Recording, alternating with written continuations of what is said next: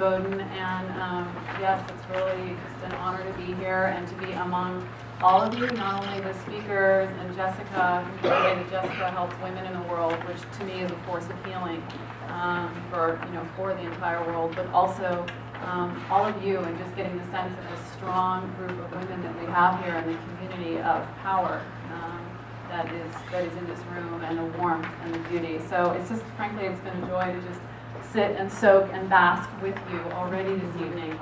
Beyond this present moment, we are pretty much living in the unknown all of the time. And as a kid, I'm the daughter of a legally blind woman, and it was my mother who I was taught from a very early age. She was supposed to go blind by the time I was 8 years old.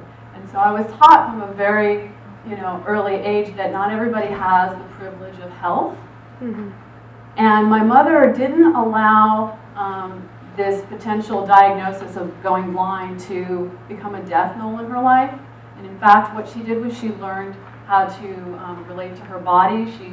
She gave up wheat and gluten 50 years ago before it was popular, and she got really into her health. And she taught me how to find choice when we have limitations that show up in our lives. And so from a very early age, I've had this question of, where do we find our power when we are vulnerable? Where do we find our power, when we're not perfect? When I was about 17, I had this awakening moment. My dad is a spiritual man, and I was invited to go on this trip with him to pray for peace. And I was actually about 15 at the time. It was a huge awakening in my life, and my dad was like, "Come pray for peace with us." I was like, "Sure, I'll shop while you guys pray." But that's how I felt at 15. But I got there, and I had this book in my hand, The Mists of Avalon, which I happened to bring with me. And I landed in Glastonbury, which is the place of Avalon. And things started happening where I was like, "Why am I reading this book? And why does it say Avalon on all the doors here?" And I just had a many series of awakening in my life where the inner and the outer merged to talk to me about what it meant to live in the unknown and what it meant to find my way in the unknown from a place of power and choice. And so I began a journey. Starting at 14 or 15, I had an awakening, and then from there, I started exploring lots of different things like psychics and tarot and all these places. And quickly, I ran into a belief system that came to me when it was actually my dad, who, when I was about 17, said to me, "Oh, honey, if only your mom would learn what she needs to learn, her eyes would be healed." And I have to say, and I love my dad very much. But it really made me angry when he said that, because at the time he didn't know that I'd also had many of my friends who were actually experiencing date rape. So here I was in this situation where this message was coming at me that somehow, you create your own reality. And yet these things were happening in reality that were very painful. And that for me, control really wasn't doing it. I have to say I tried really hard. I was a recovering type A, I'm definitely a recovering type A personality, and I really believe in choice, but at the same time, I'm a feisty woman. And so, well, if control doesn't work, how do I feel powerful in my vulnerability? And that's how I found my way to the Center for Sacred Studies and earth-based ways of healing, indigenous ways of healing, women's spirituality. I have a master's in women's spirituality, and as I said, I'm a birth doula. And gradually, as I started to after spending many years of studying, I started to see clients and hold different kinds of groups. We began to explore what did it mean to navigate the unknown in daily life. How do we make the mystical practical? And what emerged from that process, it was 15 years, because a lot of the people that I was sitting across from, they didn't come from these earth-based ways, and they were frankly pretty skeptical. I run with a pretty feisty group, which I happen to love, by the way. So we had to grow our own language, what it meant to navigate the unknown. And so what emerged were these, at the time I didn't even call them teachers. At the time, I just began to notice that there were these themes that constantly, that came back to. And so when it came time to write a book proposal, and it's like, well, how could I teach people to navigate the unknown in daily life? How could you learn something like that? And what I realized was if we grow a relationship, it all comes down to relationship. And if we grow a relationship with these 8 energies, these 8 teachers, then that will help teach you how to navigate the unknown in your life. And from a place of vulnerability, not because of control. And so these aren't definitive teachers. You know, these are simply the ones that showed up for me first after spending many years sitting with people and noticing what kept coming around and around. And so what I'd like to do actually, as opposed to talking too much, is for me, it all comes down to how do we follow energy in our lives. So if you're not if control doesn't work, okay, and we agree that control doesn't work, it's not bad or wrong, but it's ultimately a very frail coping mechanism to live life. We need something, and yet we want to be empowered and strong. How do we grow relationship, okay? And for me, it starts with an intention. If we create an intention is a conversation with your soul. To even come up with a word or a sentence about what do you need right now in your life, that's beginning a conversation with your soul. And so tonight, what are we here for tonight? Tonight we're here to talk about and grow a relationship with vulnerability. That's what's being called for tonight. And so my training is how do we get behind that energy? How do we get behind the energy of vulnerability in our lives? And for me, vulnerability is a source of power. If vulnerability is an energy, and it's one thing to talk about it, and it's another thing to actually open to it and experience it. So for me, I'm interested in how can we begin to really experience it. I want to ask you to answer the question of what gets in the way of you connecting with your vulnerability? What gets in the way? What's the fear that you have around you being vulnerable? People will see who I really am, and they won't like it. Okay. That I will make a big mistake and there will be terrible consequences. Right? That I'll be misunderstood.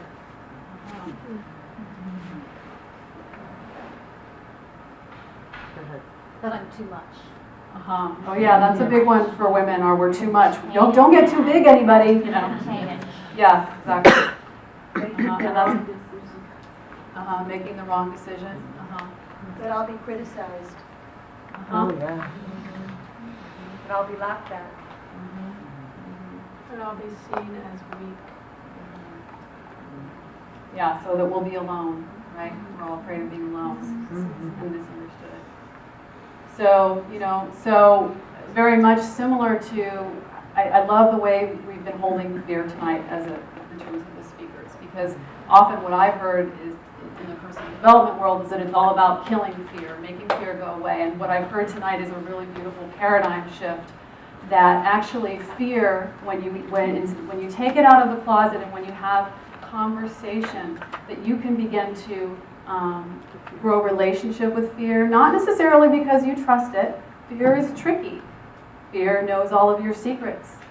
Fear definitely stands on the threshold of the unknown, shouting, "Don't go! Stay here! Stay safe with me!" That's what fear's job is. And fear is a cast of characters in our lives. There are fears that are belief systems. Someone said something silly to us when we were 8 that stuck. Fears can come from lineage, deep lineage of things passed down. Some fears can be funny. Some fears can be really scary. So what I'm interested in doing is generating a conversation with all these different kinds of fear. And here, what we would do is relate it specifically to vulnerability, just like you did.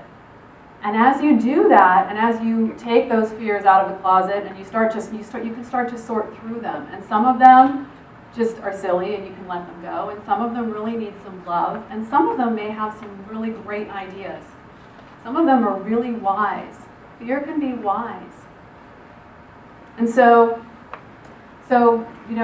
what you would do then is, by growing a conscious relationship with fear, what actually happens is you start to grow awareness. And that's the second teacher. And as you grow awareness, just like we've been doing, just by speaking it out loud and noticing, you're growing awareness, okay? And from that place, you can start to grow choice. Because you can say, all right, well, here's this fear, and it's teaching me this about my life. Well, okay, well, what do I need? How do I respond to that? So that when that fear shows up around vulnerability in our case, you can actually come up with some ideas on how you'd respond instead of just simply reacting to it. Okay? And so that leads us into the realm of choice. However you connected with and noticed the energy of vulnerability is how your intuition speaks to you. For me, intuition is certainly that sixth sense, but we often get to it in relationship with our five senses. So the way I work with people to help develop intuition, or it's not really about developing it, it's about accessing it.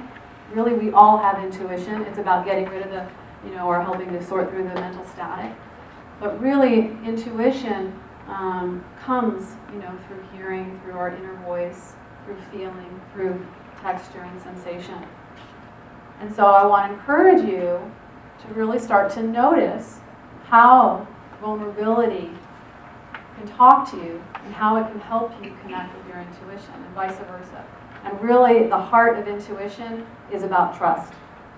In order to access your intuition, accessing your intuition means learning how to trust, and the more you trust, the more you'll be able to access your intuition. But I find it really interesting that the last FEM Talks was about surrender. And I asked Jessica, it's interesting, surrender to vulnerability, what's that about? And she was like, well, it feels like once you let go, the next step, why does the world need our vulnerability now more than ever? And I just really want to honor, first of all, the order of how, Jessica is following the energy of FEM Talks that way. And to say, yes, that there is a letting go part of surrender. Absolutely. For me, I work with surrender as a developmental process. And there's that ego death that needs to happen so we can really let go so that we can become vulnerable. And then the next part of surrender from letting go is actually moving into allowing, where you merge with something bigger than yourself. And that begins to guide you and lead you in your life. Your dreams, your hopes. It can come in so many forms. And so I think it's really important here tonight that we're really studying what does it mean to embody a relationship with vulnerability, letting go so that we can merge with it. And I hope that you've come away with at least one thing from this experiential process of how to connect with vulnerability as in your life, but also how you can really work with these energies to help you learn how to navigate anything in your life. Anything. And again, this isn't meant to be definitive. These are just the ones that showed up here in my life and through my working with people. So with that, I just want to say thank you so much for your time.